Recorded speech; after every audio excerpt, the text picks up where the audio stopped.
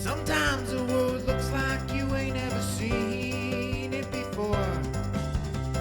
Stuck behind never-ending windows, all you need is a door. Searching for something to put a smile back on your face.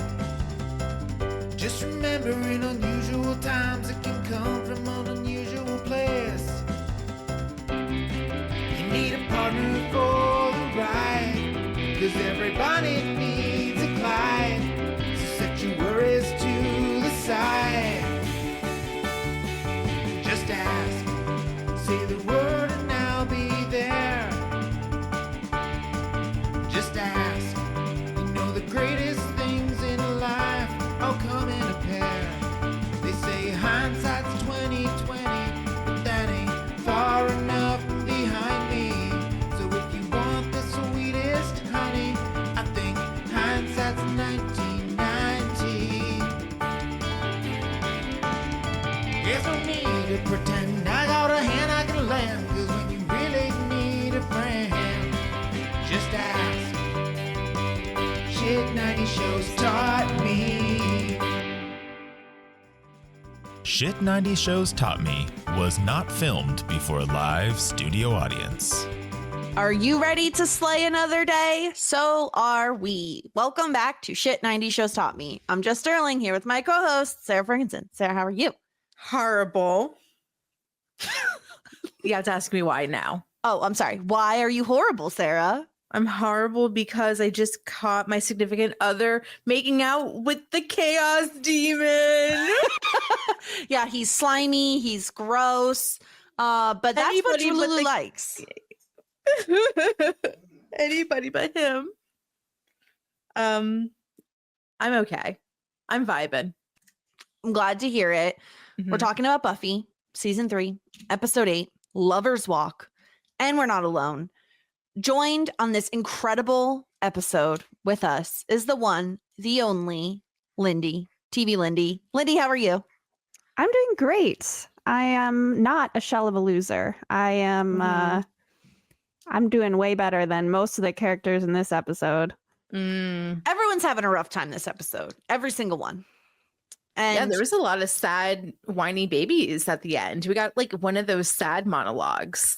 Or yeah, everyone's crying. Montages. Yeah, Montages. everyone's crying. Everyone's sad. But you know what? Almost everyone did it to themselves. So I'm not pitying them right now. It's their own fault, in my opinion. We'll get Sure. into it.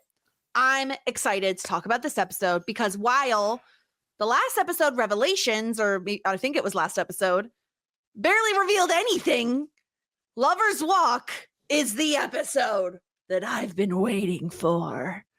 This was a great episode. Not only do we get Spike coming back, but we get Xillow getting caught with the nasty little cheating scandal. And I was here for it. I was here for all of this. Lindy, welcome back to the podcast. Now, you've been on Buffy before, but I can't remember. So I'm going to ask you, is season 3 your favorite season or was it season 2? Neither, actually. That's exciting. I'm someone who my favorite season hasn't happened yet. I'm not going to say which it is. I don't want to hype up Ew. anything in particular for you two, but my favorite season has not happened yet. Interesting. Okay. Well, explain to us why you chose this particular episode to guest on, Lindy. Is it the revelation of it all? Were you waiting for the comeuppance? Well, there's so much drama in this episode, which makes it very entertaining. And also, it's the return of Spike. And I really enjoy Spike as a character. So that's why I'm here. Incredible. Sarah, were you excited to see Spike back? Yeah, I really liked Spike this episode because I just thought that he was so funny.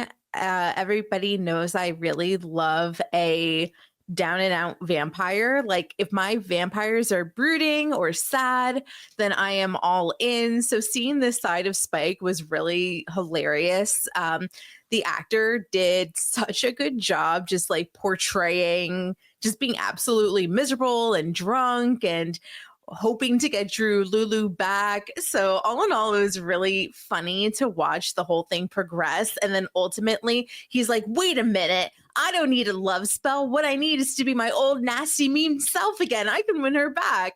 And then seeing him drive off with the cigarette in his hand and screaming my way from the radio, it was a lot of fun. And it reminded me why I really like Spike. I think like I forgot throughout season 2 because he was like wheelchair bound and had the case of the borings. But now I feel like he's on the up and up again. Yeah, I think that when you compare Spike to Drew Lulu, that's where we get into trouble because like Drew Lulu is so incredible that by comparison, Spike is like, eh. But sad Spike is a mood. Sad Spike is everything. I was very excited to see him back. I thought the editing in particular this episode was really funny, that they would do these like cuts of like, who would want to be in Sunnydale? And then there's Spike coming into town and he's singing like a sad version of My Way by Frank Sinatra. And it's a full circle moment in the end when he's like happily screaming it on his way out of town. I was here for it. I was here for this entire story of basically since they left town together, Drew Lulu was like, you've gone soft. You're not the like nasty demon I fell in love with. They went to Brazil. Lindy, she did the worst thing you could possibly do to a partner, which is say, we could still be friends though, but we could still be friends.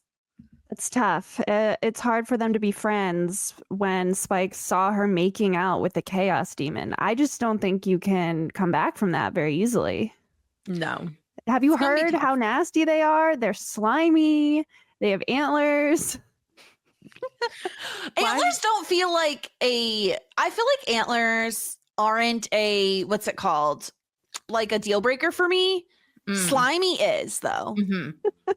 Yeah, so that's a bridge too far. You would kiss someone who has antlers, but not if they're slimy. Yes. Fair enough. I don't need a slip and slide with my partner. So I'm saying it's like slimy in what way? Like, is it the slime where you touch it and the gook is going to come off on your hands? Because like also, I have dogs. I can't date someone who's slimy because he's literally just going to be coated in dog hair constantly. Ew, Jessica. It's true, though. These are the realities of the situation. You're so nasty. Talking about nasty. So Spike is back in town and he's like super drunk pretty much most of this episode. And this I thought was interesting because, Sarah, we've talked about this before, like vampires in media and how like what the rules are about vampires in media. Yes. In True Blood, from my recollection at least, vampires couldn't get drunk. The only way they could like get drunk or like inebriated in any sort of way was like drinking. I think the blood had to be like spoiled or bad or something. Okay. But in this show, vampires can get drunk. And this I thought was so fascinating. Was it drunk on alcohol? It was a little vague of what he was drunk on. Lindy, it looked like alcohol, right? To me, I think it was definitely alcohol. He was drinking a bottle with kind of a dark liquid, like bourbon. Yeah, I don't think there's any ambiguity there. Okay. All right. Yeah. I wasn't evaluating the substances within the bottle. I was just saying that he looked drunk. Yeah. Well, he's a little bit of a bitter Betty. And he sees Angel and he's like, this motherfucker, like, seriously, like this again. And he goes to the little witchy shop owner and he's like, I'm going to get some stuff here. And then he sees Willow come in and he's like, oh, this little girl, she's a little practicing witch. She's doing a little black magic. And so he decides, I'm going to kidnap her. I'm going to just kidnap her. And I'm going to force her to do a spell for me to get Drew Lulu back. Can I say, for all of those ingredients that Willow was purchasing from the magic shop, $15.80 seems like a bargain. Very reasonable. Very, very reasonable. Now, this magic shop owner, I don't know how many magic shops are in Sunnydale. I'm assuming there's probably just one. So she can really hike up those prices.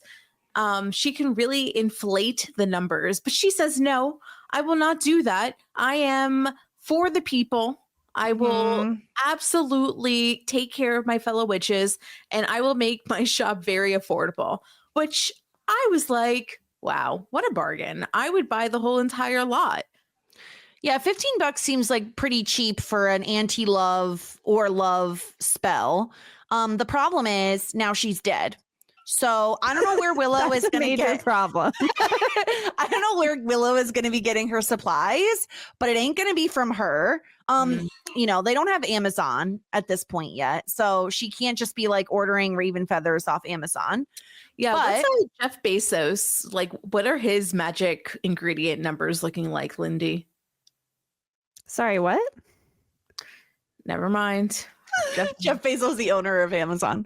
Right. Sorry, I don't what was the question? I'm just wondering, like, what his numbers are like. I mean, His prices? yeah, for magic ingredients. What I were the don't ingredients? know. Yeah. But What you were the can't use a punch card with Bezos, you know? Like this girl definitely had a punch Flower card. She of seemed like a She had a punch, punch card. card? Or you She made that seems up? like someone who's like, no, like buy 10 raven's feathers, get the 11th free. Uh-huh. Maybe. I feel like anyway. So these are not authentic. Well, they said natural goose feathers. That just won't do. But they're black. They're $7.19 on Amazon. I can get them. Are geese black? They're dyed, Jess. I can get them by tomorrow at 10 a.m. That is pretty Okay. Rooster feathers. Just like I don't Just a think lot of that feather raven options. feathers are very accessible. Yeah. So I don't know if Mr. Bezos is providing me with what I need. And what I need is raven feathers. Mm-hmm.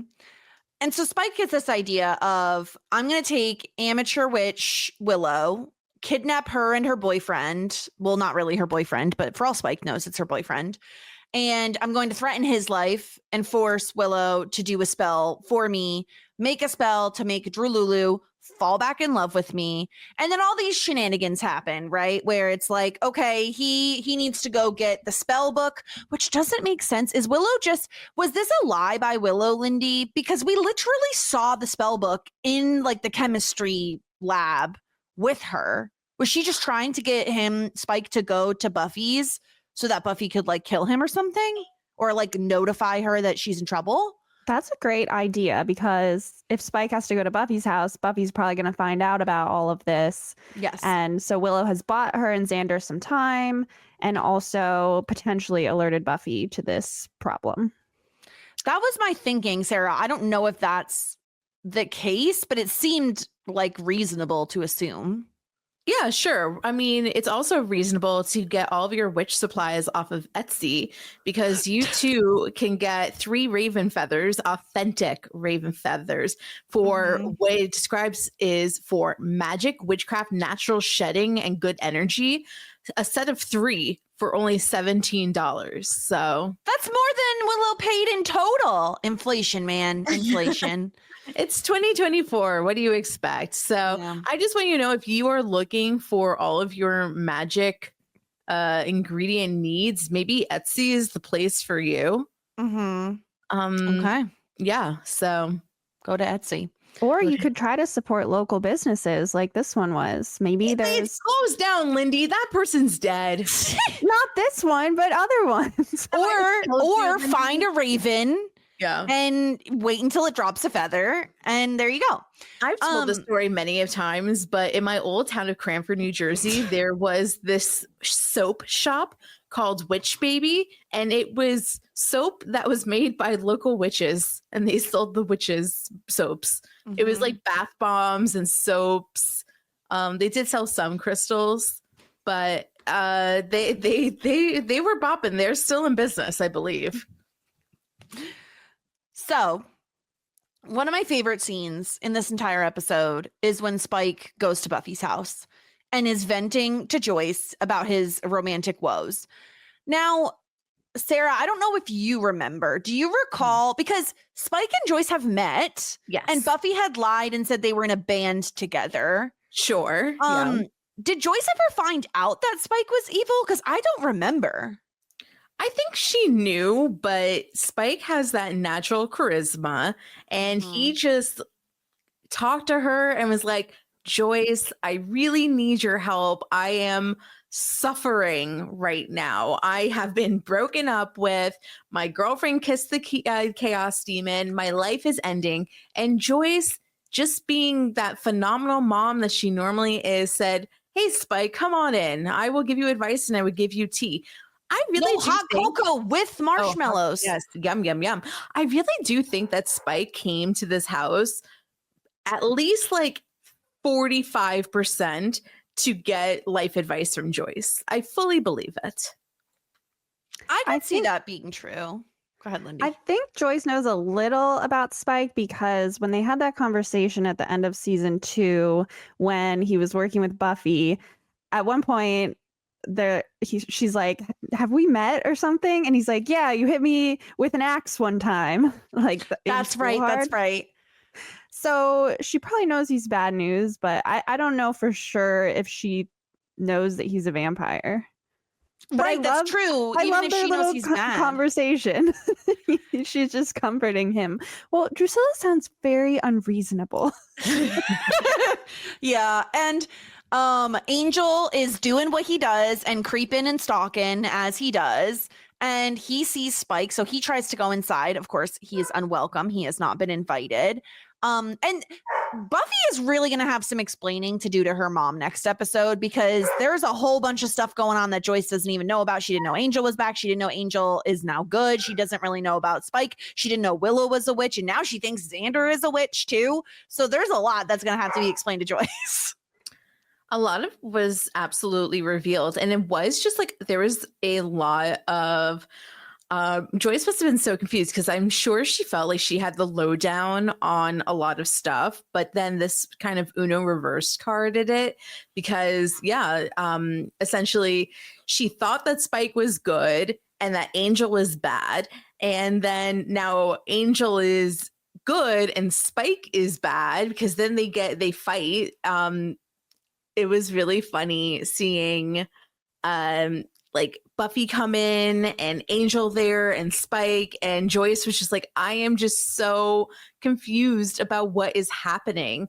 But ultimately the three of them had to work together in order to find Willow. Spike does do a little fib, because he's like, hey, what do you say? Like, I need a book to remember where I like left her, or something like that. Lindy, do you remember what kind of it was total bullshit, but do you remember what the bullshit was? Oh, I thought he was just telling them that I'll tell you where they are once we have what I need. Yeah, he was like, it's not like I'd bring them to that burnt down warehouse. Duh, that would be too obvious. And like, that's exactly where they are. He did that. So then he's like, I need to go get the magic book in order for... And he needs supplies too, because they left all the supplies at the chemistry lab. Right.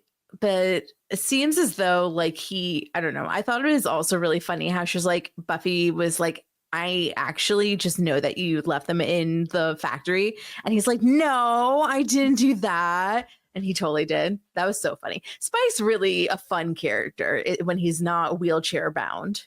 Isn't he? And I love the scene in the kitchen with Joyce when Angel shows up and Spike is so happy that Angel's not invited in, but he is. And then he's taunting Angel behind Joyce's back. It's so funny. It was very like nana nana boo boo, like yeah, hilarious. Yeah, I really liked this trio because I liked Angel being read for filth by Spike about like, it's so obvious you guys still love each other. Like, you're going to be in love until it kills you. I love the line, I maybe loves bitch, but at least I'm man enough to admit it. Like, it was really funny because anytime Buffy and Angel have been together, no one else has been around. So no one else has really been able to kind of witness their dynamic after everything has already happened between them. And it's very obvious to everybody that like they still have feelings for one another. But I love Spike just like calling it out and throwing it out all on the table.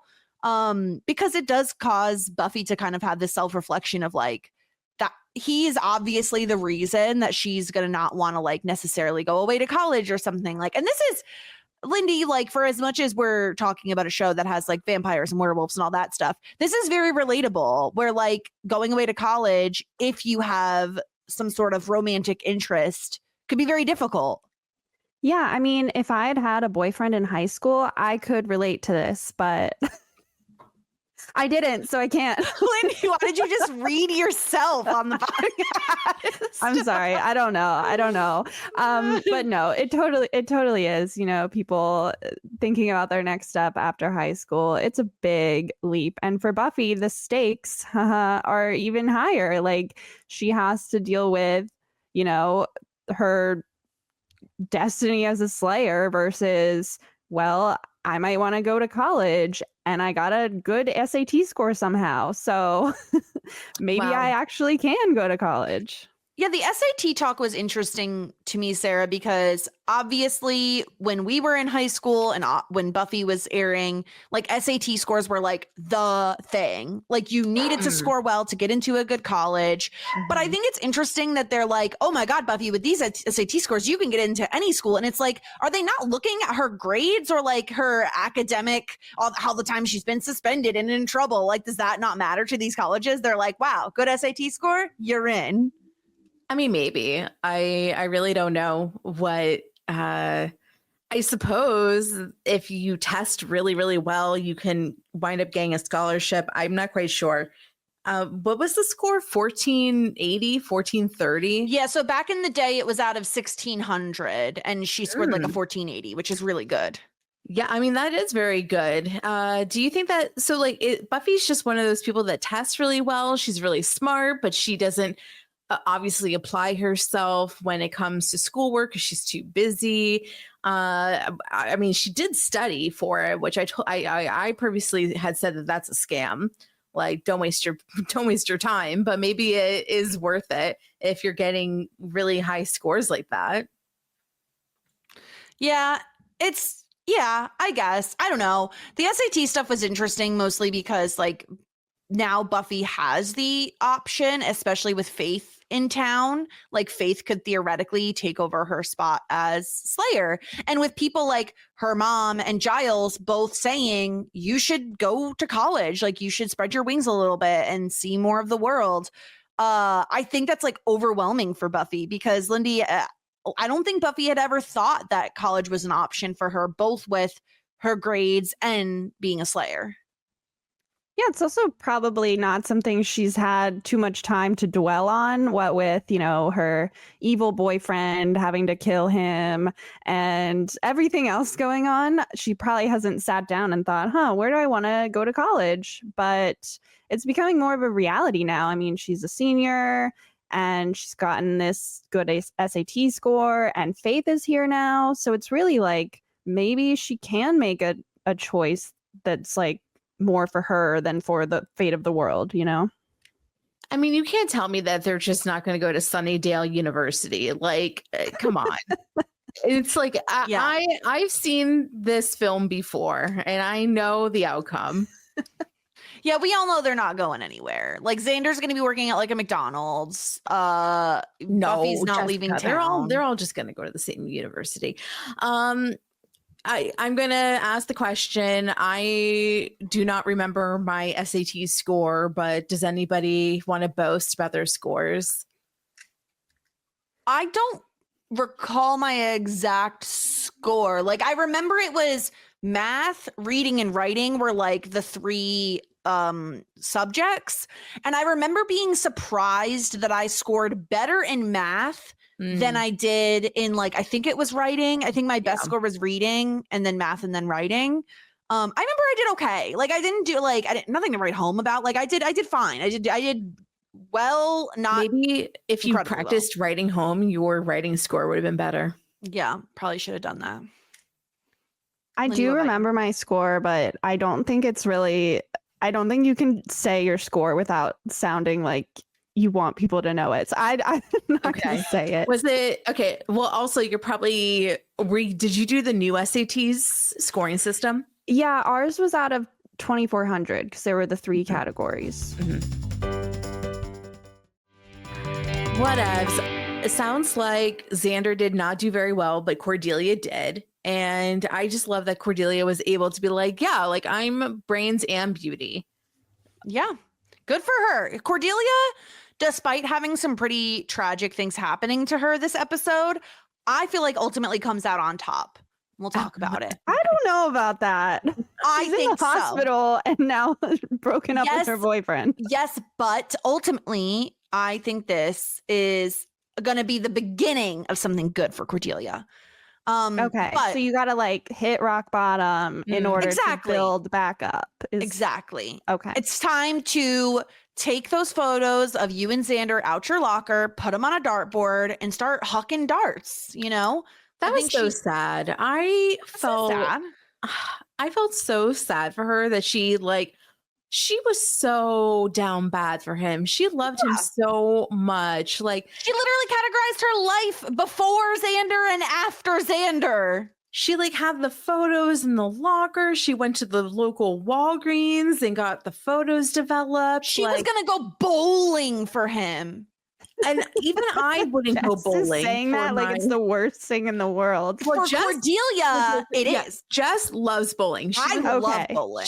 Me too. She was like a bowling minor or something. A bowling minor? No. I was a part of like my high school bowling team, and I bowled for many, many years as a kid. That's very different, Sarah. Yeah, no, whatever. Sarah makes things up. I don't know if Adam was like, hey, I want to go bowling. I want to go to a double date with bowling. I mean, I don't know. You would be the Cordelia. You would be the one that's like, I don't really want to do this. Yeah, but she was going to do it. She was going to put her feet in used shoes. That's not a thing Cordelia does. But she was going to do it for Xander. I think that I would just buy my own bowling shoes. I owned my own bowling shoes. Yeah. Yeah, and they were like clown Not shoes. surprising. And but no, they were not. What do you? Sarah just says things like she's seen my bowling shoes. My bowling shoes actually just looked like white sneakers for the most part. Like they looked like normal shoes. They were size like 34. No, what do you mean they were size 34? I wear size 10. Yeah. Anyway, okay, let's go back. Let's finish Spike's storyline before we jump to the double date nonsense that happened, because we get Mr. Trixie's minions come after Spike and Angel. Angel is still recovering. He's still getting back up to his full strength. And so honestly, the fight scenes, as much as Lindy, we're not super into like the kicky, punchy of it all. I thought they did some pretty creative things with the action scenes this episode, where we had like Buffy using a broom handle and getting like shish kebabbing two guys on it. And I loved the idea of like chucking holy water at them as they're coming in. Like we had some pretty fun fight stuff. Yeah, when I was watching this, I was like, okay, here's the kicky punchy part. Okay, let's sometimes I'm like, okay, I know they're just going to be fighting until it's over. But yes, I did like the holy water at the end, kind of like water balloons, but more deadly for these vampires. Yeah, it was interesting seeing once again kind of Buffy and Spike and Angel trying to work. Well, Angel wasn't working with them last season, but kind of working with your enemy against a different common enemy. Yeah, for sure. I really did like seeing the three of them fight together. I think that they make an interesting trio that I don't think that we're going to see much more of because of Why not? Because Buffy was like boy bye to him. What if this, okay, because I was very into the throuple of Drew Lulu, Spike, and Angel. Mm-hmm. What if instead we swap out Drew Lulu for Buffy? Okay. I truly think this is going to be a love triangle at some point. I'm putting my stamp down right now. I do think that, but I just don't think that like there's not a world where Angel and Spike are together because they kind of hate each other. That's true. And I think you have to let that go. I want you to like, in Tangles, there's like those little lanterns that you light up and they float into the sky. I want you to take those hopes and dreams, put it in the little lantern and let it float away. Okay, but also there could be like forest fire. Like we're in like prime forest fire territory right now, so no one should be doing that in real life. That's why you do it like over Mentally. over the water. Oh, okay. Mentally, I guess.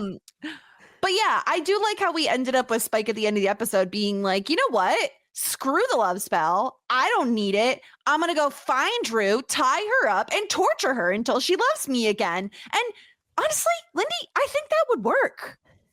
I mean, it very well might with these two. Perhaps we'll see. But I love seeing Spike's view on love here. It's very a messed up perspective, shall we say. He says, love isn't brains, children. It's blood. Blood screaming inside you to work its will. That is a very interesting take on what love is. And then, yeah, Spike's epiphany is, I've been sad and that was the wrong approach. I've got to enact violence on my lover in order to win her back. And yeah, you know, since they're vampires, it actually might be the right approach. Drululu makes out with chaos demons. She would love this approach. She loved when Angel brought her like the bleeding heart of a child, you know, like she's into this messy stuff. For a normal gal, I would say that is not the right approach. For Drew, I think it's the right approach. And doesn't that speak on how like right they are for each other? Yeah. It's like he really sat there and thought, what would my baby want? My baby wants a Shih Tzu and for me to torture people. And beautiful dresses with beautiful girls in them. Yes. I loved that line so much. It was like the dresses come from, but there were also girls in the dresses. Yeah, Spike was great this episode. I was so happy to have him back. I hope we get him back again soon. I feel like this is going to be similar to season 2 where it's like he's there and then he's not and then he's there and then he's not. But I hope to see him back soon because it really, really was fun. And I enjoyed the trio of Spike and Angel all together. And I do have to say one thing about the Spike story here is that this is the second time that we've seen Spike arrive in Sunnydale and knock down the Sunnydale sign and say, home sweet home. And the first time in School Hard, he was very confident and, you know, powerful. And this time he falls out of the car and he's drunk and he's heartbroken. So he's an interesting parallel and contrast here. Mm-hmm. He's been through some stuff. This breakup really murdered him. It was so sad. I love it. I mean, okay, so Drew broke up with him because he got too soft and he let Buffy go deal with Angel, right? Because he teamed with up. Buffy. Yeah, he teamed up with Buffy. I think that I said that. I think that I said that she would not like that. But I guess so. Back in the day, you mean? Yeah, like in the thing. Yeah, you definitely said that. But honestly, like, of course, she wouldn't like it. That was kind of like a give me. So yeah, she loves her vampires, tough and evil, and I don't think that was what Spike was doing. He was being spiteful against Angel. All right, let's talk about the mayor before we dive into like all the double date drama, because this mayor, he's practicing a little putt-putt in his office, and I just have to note, he said the line, I would sell my soul for a decent short game, but it's a little late for that.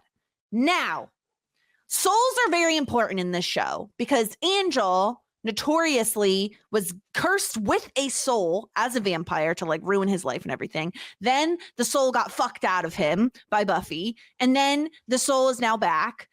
Now, this mayor, he could, to bring in the D&D lingo, if he has sold his soul, he could legit be a warlock. I don't know if warlocks exist in Buffy. Like, I don't know if this is how this works. My other thought, Sarah, is he could be like a day walker. So like a vampire that is allowed to go out during the day or something, some kind of creature like that. Have we seen him go out during the day? Well, he's in his office and there's like light coming in. So I thought it was during. I mean, I assume if he's the mayor, he has to be like available during the day. Mhm. I think that like I'm more on the side of like, I guess what you would call a warlock, but I don't know if he has like power, like superpowers. I think that he has sold his soul for power in general. So like as in like getting this mayor position or having money, like I think that it just is as simple as like he has sold his soul in order to like move forward in life, in the caliber of life. So like I feel as though, and because like he is all powerful, because selling his soul, people like have to pay attention to him. Once again, it just makes it's like, hey, like I'm going to sell my soul. If I'm going to sell my soul personally, I need like the creme de la creme. Like I need like, I don't know. I don't want to be the master of the universe, but like, why settle for mayor of Sunnydale? That seems like little cookies, you know? What if, and Lindy obviously can't answer this, but I'd be curious to hear your thoughts on this theory. What if it's not that he like sold his soul to be mayor, but more so that he had like not gambling debts, like something more serious than gambling debts. Maybe he's like terminally ill and he's like, I will sell my soul to live and also and then the demon is like, cool, but you got to be mayor of this place so that you can like run what's going on. No, I think here we go. I got it. I sold my soul and I can get anything that I aspire to get or want. So it's like, he's like, you know, today I kind of want to be mayor of Sunnydale. Tomorrow I want World Series tickets. He gets whatever he wants because he sold his soul. Except a good short game. Yeah. Within reason. Yeah. Like, come on, Jessica, within reason. I was going to say, that's too powerful if you can get anything you ever want. It's like Aladdin. Like there's like certain parameters. It's like, oh, let me sign this deal, but there's no, you can't revive somebody. You can't make somebody fall in love with you. I figure out all the rest of the Aladdin rules. Well, like a genie. Yeah. The genie rules. Yeah. So you think he sold his soul and in exchange gets wishes from a genie whenever he wants? I think it's a demon. I think it's like I can get anything that I want, but then there's also a booklet that comes with selling your soul, being like, these are the amendments like that you cannot ask for. That sounds so official, but yeah, I mean, okay, but this is like a demon that like grants wishes. Well, wasn't of course. I'm trying to remember the scene with the giant snake that they were going to sacrifice babies to. Yeah. I'm pretty sure he had a conversation where they were like, oh, well, I think it was Mr. Trixie. He was like, oh, well, there's one less demon you have to worry about or something. Yeah. Like it made it seem almost like the mayor was like an indentured servant to the demon versus the demon, like the genie is kind of, you know, oh, I have to be tethered to this person until they do their 3 wishes. Well, okay.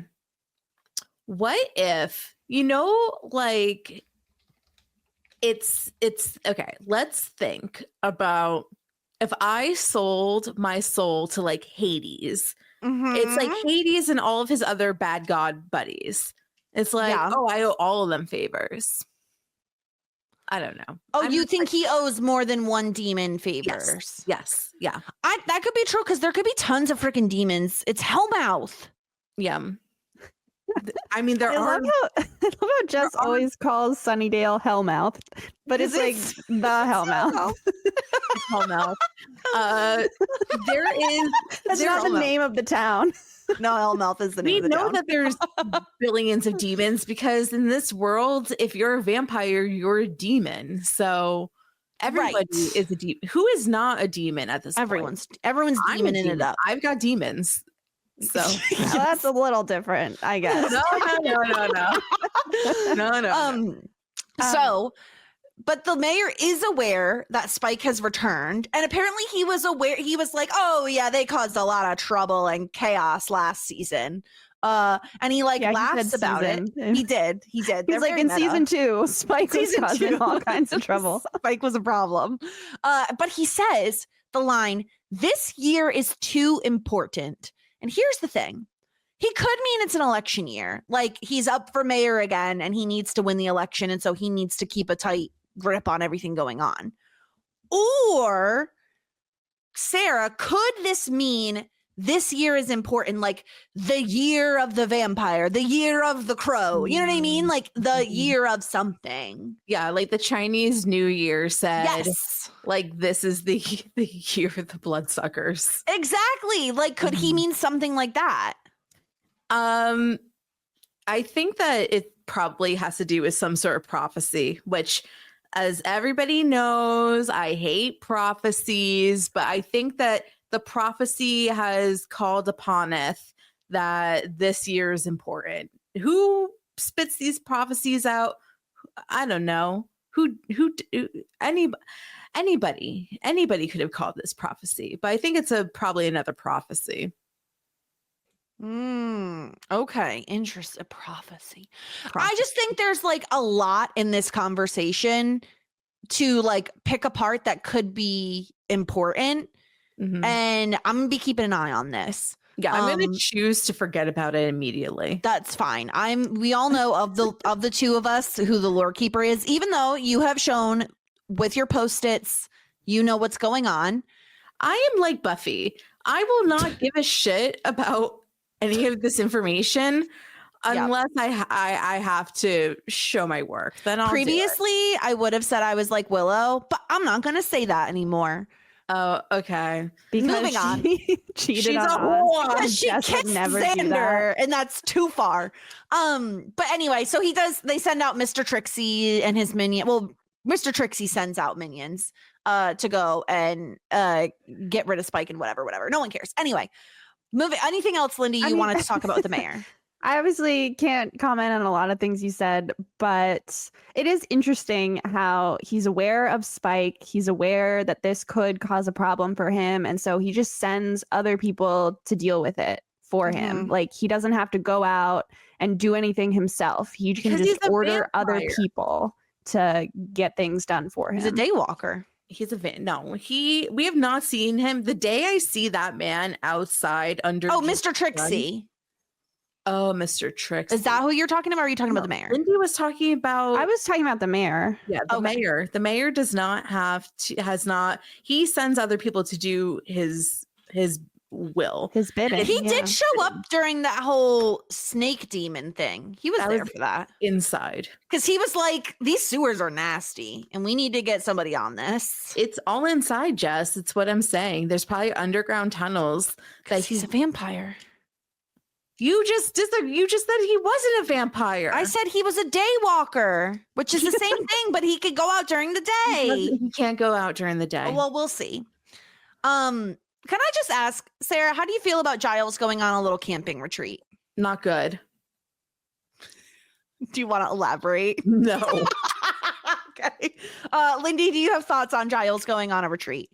I mean, he must have been like, hey guys, I'm pretty busy this week. Can you just send Giles like away? We can explain it with one scene. I'll just tell Buffy I'm going on a retreat, but like the actor was like, yeah, but I'm a little busy. So like, I'll just do the one scene this time. I don't know. I have no idea. What is this man's named Anthony Michael Head? That's Anthony his name. Stewart Head. His last name is Head. I don't think that's a last name. I think that's fake. That just feels like I can you're look it up if you want. I was just kidding. I have no idea why they sent Giles away in this episode. I did like the comment about how he packs too much because he does feel like an overpacker. So I do want to say thank you for all the people that keep sending me Anthony Michael Head thirst trap photos. I don't know where you're getting Michael. It's Anthony Stewart Head.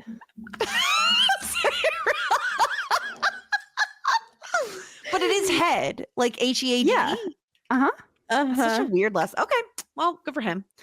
Okay, can we get to the meat? We got to get to the meat and taters, because oh my god, Oh my God. Okay. So my first question of this whole double date situation, why the fuck is Xander like pro this double date? He knows him and Willow have feelings for each other. He knows they're being so fucking obvious about it. Why is he trying to get all four of them in the same place at the same time? This is dumb. Couldn't agree more. I have absolutely no idea on earth why he would suggest that.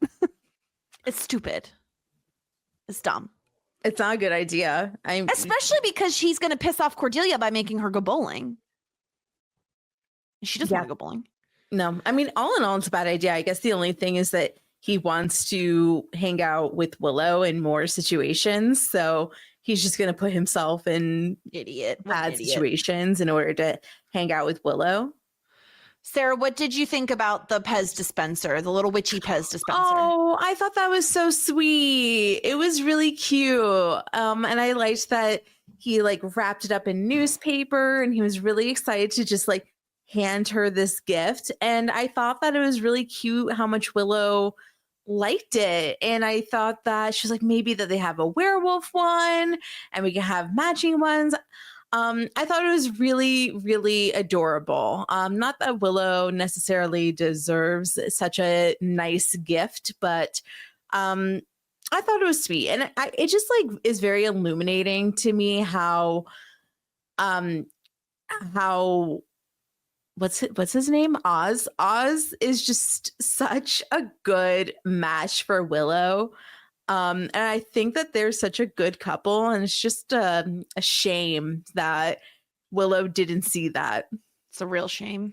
The Pez Witch is so cute, but like you can't even enjoy it because you know that there's an impending disaster of like at some point Oz is gonna find out that Willow's been kissing Xander, and so it's just more heartbreaking than cute, unfortunately. Yeah.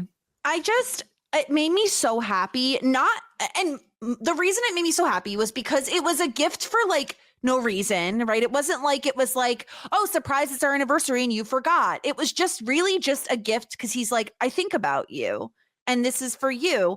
And she's upset because she doesn't have anything to give him back. And he says, yeah, you do. And then he just like leaves. And it is so sweet. It is so supremely sweet. And I think when I think about the fact that like Oz changes like 3 days out of the month, he is a werewolf and he is out of control, right? Like he has no control over himself and he is 100% relying on Willow and possibly some of the Scoobies, not Xander, because Xander will freaking go to sleep. And it's like, I feel like he constantly feels indebted to Willow. I feel like he must feel so beholden to her in a way and reliant on her. And I think in his mind, he's like, this is the least I can do. Like, you mean so much to me and you are there for me and I'm a freaking werewolf and you're my girlfriend. Like, that's crazy. And so I was so happy about this because I was like, yeah, Willow, feel that guilt. You can get that same Pez dispenser off eBay for $1.99, by the way. Oh, now that's a good deal. What a bargain. Yeah. Also, I just want to double check, Lindy, that because you're the most knowledgeable on the show. We didn't miss anything in terms of like Willow really loves Pez, right? Like it's just because it's a witch and she's like witchy. Yeah, I don't think they've ever mentioned Pez dispensers before. I think it's just because of the witch. Do you like Pez candy? I did as a kid, but I haven't had it in years and years. Yeah, I haven't had it for a while either. Now I want some. Do they still make it? Oh yeah, of course they do. Of course. Nice. You can go to Five Below and get a pack of Pez for $2.50. Did you look that up or did you just know that? I looked it up. Oh, okay. I just thought this was so cute. I love Oz so much. And so Willow, in her infinite wisdom, is like, first of all, the fact that her and Xander are having this conversation, he's like, can I kiss your earlobe? You're in the middle of school. Like, I was so mad. I'm like, you guys are so obvious. All I wanted all episode, Lindy, I was waiting. I'm like, who's standing behind the corner? Someone's going to see them by this stupid little thing that they're standing by. Someone's going to see him stroke her hair. Who's going to see him? I was waiting for it the entire episode because they're so freaking obvious about it. I'm a little worried about how much joy Jess must have felt when they got caught. I don't think that's supposed to be a happy scene. I was happy. I was very happy. Well, because this is stupid, Sarah. So in Willow's teenage brain, she's like, okay, I need an anti-love spell. It's like, I think they called it delusting, essentially. Yes. To cure this between Xander and myself, instead of, I don't know, confronting the fact that like they have feelings for one another and maybe she needs to like do something about her current relationship. No, instead we're going to do spells. We're going to do witchcraft, which, okay, sure. They get kidnapped. Xander gets like knocked out. I knew it. I knew when he was laid up, horizontal, bleeding and everything. I'm like, they're going to make out. They're going to make out. It's going to happen again. I thought that was very like funny teenagers. Like, oh, I just wish that like I could just snap of my finger and I wouldn't have feelings for him. Oh, I know, I'm going to do a magic spell. So that's the sort of practical magic that I definitely vibe with. And in terms of them being trapped together, they legit thought that they were going to die down there. Of course they're not, because they're main characters, but they thought that they were going to die down there. So they're like, we have one last hope. And I was just gutted that the second that they start making out is when Oz and Cordelia walked in on them. Talk about like worst case scenario about what could have happened. Like, it's one thing if they were honest with them and they told them, or if like they told Buffy and Buffy told them, or if they saw something separately. No, these two straight up walked in when they were busting their butts, Oz and Cordelia, trying to find these two. Oz got his little sniffer out and found them, and they just walk in on them making out. It was terrible. And then poor Cordelia is so upset. She runs off and then falls through the floor and then gets stabbed by a giant stake. I'm like, this is the worst case scenario. Like, this is terrible. It couldn't have been worse. I mean, I don't know. You're happy that they got caught. Like, I'm devastated for Oz and Cordelia, who certainly are. Yeah. Oz is like frozen shut like a statue. Cordelia is literally stabbed in the gut by who knows what flying floor. It was terrible. Listen, if I could have chosen Xander to get punctured by the metal stake, of course that's what I would have chosen. But the interesting thing, I think, is like we barely even get to see Oz's reaction, right? Like, because the aftermath is we're hearing Willow tell Buffy about this. We're not even seeing Oz at all. So I'm super interested to see how this is going to shake out, because based on what Willow was saying, it was like, oh, but I still want to be with Oz and Xander still wants to be with Cordelia. It wasn't like this was the eureka moment of like, maybe we shouldn't be with our partners. They're both still firm and wanting to be with their respective partners, which I think is interesting. But yeah, like Oz is using a little super sniffer, which I freaking loved. I love that being like, first of all, there's so many drawbacks with being a werewolf, Lindy, that I felt like Oz was owed something useful. And I'm wondering if this is because of his feelings for Willow, that he can smell her, because he says like he can smell her fear. And I was like, that's interesting. Like, I wonder if it's a thing where obviously proximity matters, but also does his feelings for her like affect it? You know, like, okay, he probably, is he like a scent dog? Like if you gave him a shirt and was like, here, take a sniff and then like try to find this person, could he help? Or is it because he loves her that he could find her? I was thinking, I don't think they've talked about this so far, but I was thinking that maybe it's that he's familiar with how she smells, and so that's why he was able to detect her nearby. And it obviously is about him being a werewolf and like that's how he can smell the fear, and he knows Willow's specific smell. So maybe those are two kind of separate things of smelling fear and smelling Willow, but either way, a very handy skill there. But I think it's interesting how this all unfolds here because, Willow wants to do this anti-love spell, but like you said, she calls it a delusting spell, as though like she and Xander are just lusting after each other, which we kind of saw with them only ever making out after they saw each other in those fancy clothes. Like it didn't come out of like an emotional moment. It came out of a, oh, we look good kind of moment. So it's funny how they turn to magic once again. Like in the last episode I came on the podcast about, Bewitched, Bothered, and Bewildered, when Xander does a love spell with Amy's help to try to full circle, Lindy. Yeah. So it's like, and Xander even refers to that. He's like, oh, I've had bad luck with these kinds of spells in the past, kind of a little reference to that happening. And that's why he doesn't want Willow to do it. But it's just interesting that after everything and the devastation of their partners finding out, like, yeah, Willow is saying, like, I just want Oz to talk to me, and Xander's visiting Cordelia in the hospital. And it just seems like they're not like, oh, we wanted to break up with our, people because we need to be together. It was like, we just couldn't stop ourselves from making out. Yeah.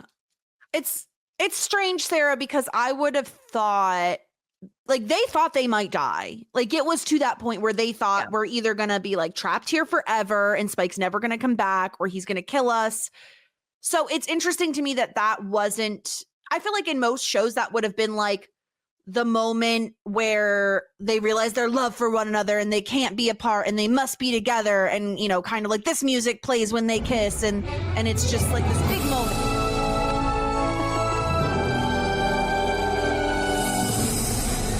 But instead, what? You spooked me. Oh, I'm sorry. I jumped out of fright. But I thought someone was playing music by accident, but then I realized what it was. But instead, they come to the opposite conclusion, which is, no, I do want to be with my current partner. Were you surprised by that? Because I was. I mean, do you think that that's what they were saying, or do you think that they just feel guilty? I think both. Yeah. I think both. I think Willow both. Well, I guess let's take them individually because maybe it might be a little different. I think Willow realizes what a great boyfriend Oz is and like how much he loves her. And so I think part of it is she feels obligated to be with him. I think part of it is she knows he's a great boyfriend, so like logically she should be with him.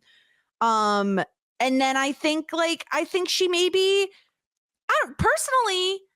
I think that I think Willow knows that Oz is a better boyfriend than Xander is. And I think she'd be scared to actually get together with Xander in like a labels sort of way, a serious way, because first of all, jeopardizes their friendship. Second, like they have all that history together. And I also think she'd be scared of like, oh my God, this is actually what I've been dreaming of. What if something goes wrong?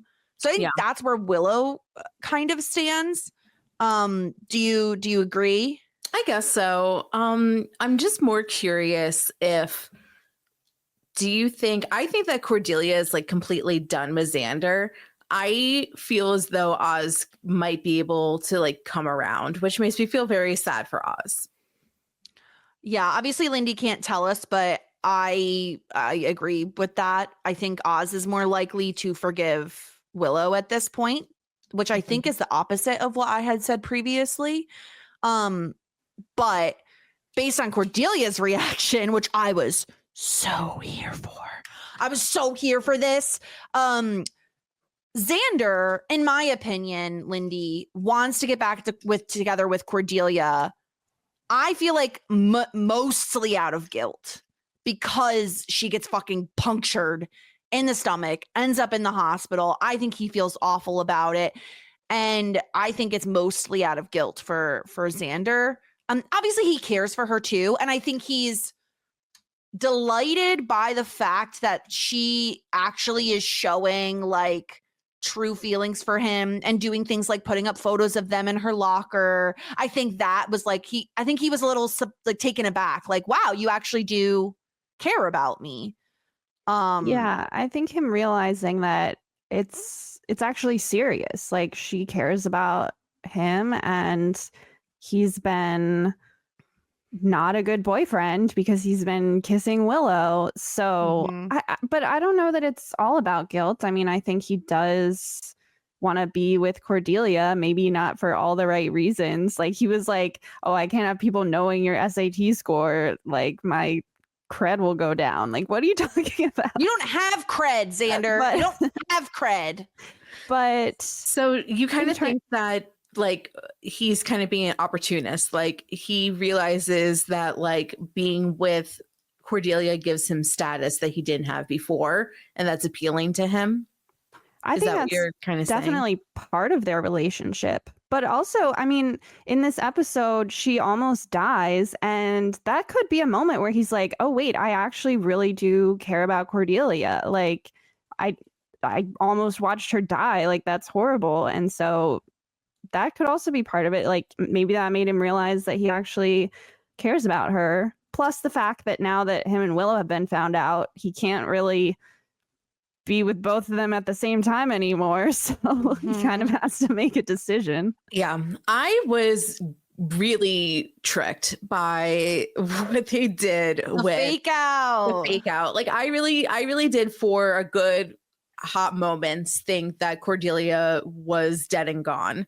And I was devastated, like mouth open. They got me good, which I kind of love, because just how like Cordelia kind of looks like she passes out, and then we open up to like really devastating music, and we're at the graveyard. But no, I got tricked, which was so funny. Just did you get tricked? They got me for a split second where all of a sudden we're at a funeral and I'm like, excuse me? And yeah, and then we see Buffy and Willow and I was like, okay, no, wait, no, we're good. We're good here. They did get me for a hot second because I was like, I don't know, like in my opinion, Cordelia's on the show for the long haul. So I was like astonished, and I'm like, maybe they bring, I just can't. So they see did Cordelia. get you. Yeah, they got you. You said they got you until you saw Buffy and Willow, but like that's the reveal. Yes. Yeah, no, they did. I love it. Every time I watch this episode, I'm just delighted by this little trick they pulled. It's very fun. Very, very fun. I would have probably cried if they I mean, like, Jess, like, I feel as though, like, I don't know, like, did we think that they were going to kill off like Abby Morgan? Like, did we think that, you know what I mean? Like, we've seen shows where they legitimately snatched people that we thought that would be for the long haul, which I don't really think that Cordelia is going to be on this show season 7, but Why not? Oh, I disagree. I think she will be. I just don't see her having a place once we get like past college. I don't know. You don't like, think she's gonna go to Sunnydale University? With everybody else, maybe. I guess so. Gotta everybody got the good old scholarship. Like, I don't know. I feel as though we're gonna just be opening the door for new characters eventually. Interesting. Like, I feel like she'll be here for college and she'll be here for part of the Scoobies, but like, I mean, high school. Like, I don't know if I see her like hanging out into their adult life. I think she's on the show for the whole time it's on. She barely tolerates these people, and now I don't think I mean, certainly I could agree character wise, but in terms of like the show, I think everyone, I think the fans, I think everyone on the show loves Cordelia as a character. So I just don't see, I think they'll invent a reason to keep her around, just like most shows invent a reason for people to stay in the town they grew up in, I just don't see her going anywhere. But yeah, it was a massive fake out, and it was really funny, like the way they did it. The one thing I was a little sad about was that we didn't get to see Buffy finding out about Xander and Willow being together. Like, we're coming in after the fact where she's kind of debriefing with Willow about like groveling to Oz. And that was a little upsetting because I was so looking forward to getting her reaction. And it just felt like, oh man, like I wanted to see it, again, like I said, I wanted it to be more of like a Friends thing where with like Chandler and Monica, where like one by one people are like finding out. So that was I was a little sad about that. I was a little disappointed. She seemed pretty cool with it, honestly. She seemed a little unbothered. I mean, Yeah. she's been wrapped up in the Bangel drama. I mean, I think Yeah, Buffy she's had too her much- own problems in Too this much stuff episode. going on. Mhm. Yeah. Do we think that Buffy is done with Angel? Because she says that she was. She said, we can't be friends. Like, you can't tell me that you don't love me and I can't do this anymore and I'm done. And if that's the case, then like, what is his purpose to be there? Is this the opportunity where it's time to say goodbye? No, he's around for this whole season. Oh, okay. There's no way he's around for this whole season. They're gonna go back and forth a couple more times. Like, this is like the Notebook. Like, you said it was over. It's not. It wasn't over then. It still isn't over. Like, it's no. They're gonna get back together. We all know it. Like, Angel was not agreeable to this arrangement. Like, he was like, no, like I don't want that. I think he'll leave Buffy alone. Like, he's still gonna stalk her. He's still gonna be a weirdo and like following her around and stuff. But I just don't see them being done at this point yet. Maybe end of the season. Yeah, maybe. He's But- got to go sometime. He has You don't have- stuff. Yeah, Angel, you don't have to go home. You just can't stay here. Exactly. That was our episode. Lindy, what did we miss? Did we miss anything? Anything you wanted to talk about that we did not touch on? I think we covered like pretty much everything. I did think it was funny when Buffy's talking to Giles about her SAT scores and she's like, yeah, my mom's head spun around and fell off. And he's like, I'm just checking, like, not actually, right? We're on Hellmouth. They live on the Hellmouth, so Yeah. you never know.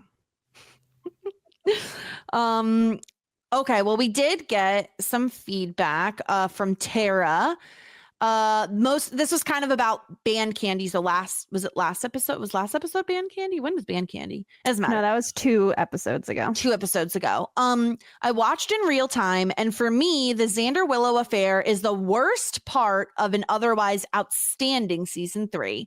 It might be because I'm not as in love with Willow as the rest of the fandom. A lot of times I don't think she's a very good friend to Buffy, and I would have loved a more unified Buffy Cordelia Faith friendship. That's interesting. If Cordy could stop being jealous of Buffy, they could actually have a good friendship. Willow just tends to annoy me and uses her babyish, oh shucks, who me demeanor to get away with her bad decisions, which will continue on. I do kind of agree with that. Jess, I love your anger towards the affair. Well, you're gonna love this podcast. It makes me laugh so much. Keep being awesome, ladies. Love the pod, Tara. Thank you so much, Tara, for your email. Sarah, my question for you, I want a prediction. Okay, I guess let's put our guesses in. Are Oz and Willow gonna stay together? At least for now. No. Okay, No. they're gonna be done. Is Cordelia gonna forgive Xander? No. Are Xander and Willow going to get together? Like, Yes. close to now? Yes. Yes. Will they be together by the end of the season? No. No. Okay. I'm going to say Oz and Willow are going to stay together. Cordelia and Xander are not going to be together, but eventually Xander and Willow will have a very brief dating thing where maybe they kiss a couple times and then they realize it's not going to work out and they're better off as friends. I think that's where I'm going to land on things. Gorgeous. Stunning. We'll see what happens.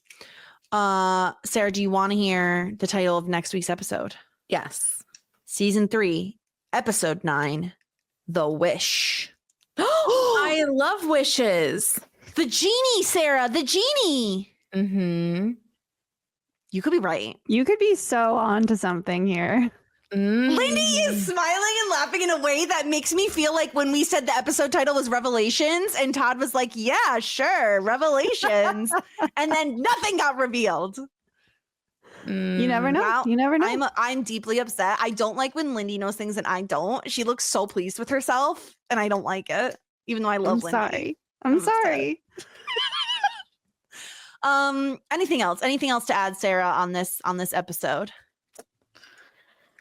No, I'm really excited to watch next week's episode. I'll probably do it tonight. Yeah.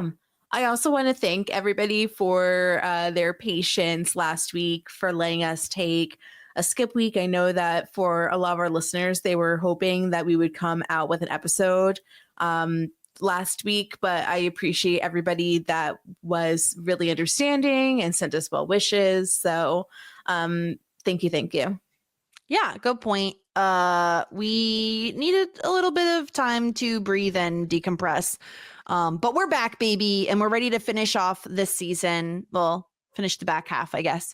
I'm really liking it. I think there's so many places this season can go at this point. You know, though it's opened up a bit now that the Xillow of it all is known.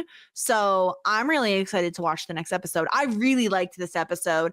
I thought between the dynamic between Angel and Spike and then everything going on with the double date of it all, it was just fun. Like, it was a fun episode, despite the fact that there were some like devastating things that do happen. Poor Cordelia.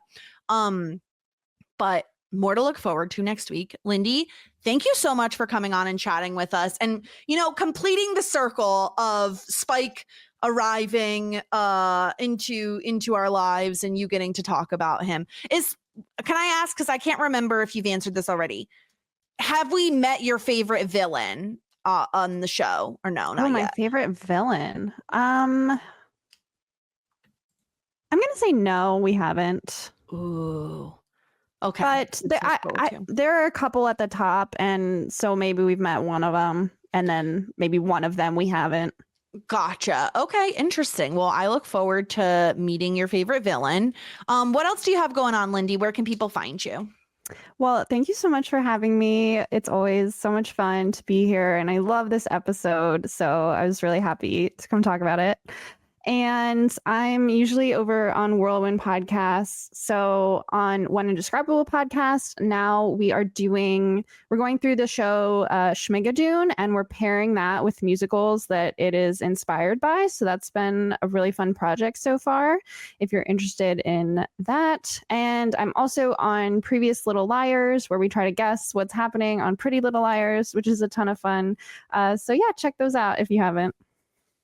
Incredible. You can find us at Shit90s Pod everywhere, including Blue Sky, which is the hot new social media app that we're all joining. I thought it was called Blueski.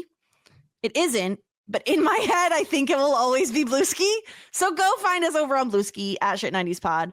We'll be back next week with season 3, episode 9, The Wish. And until next time, everybody, here endeth the lesson. Just ask. Shit 90 shows taught me. Shit 90 Shows Taught Me was not filmed before a live studio audience.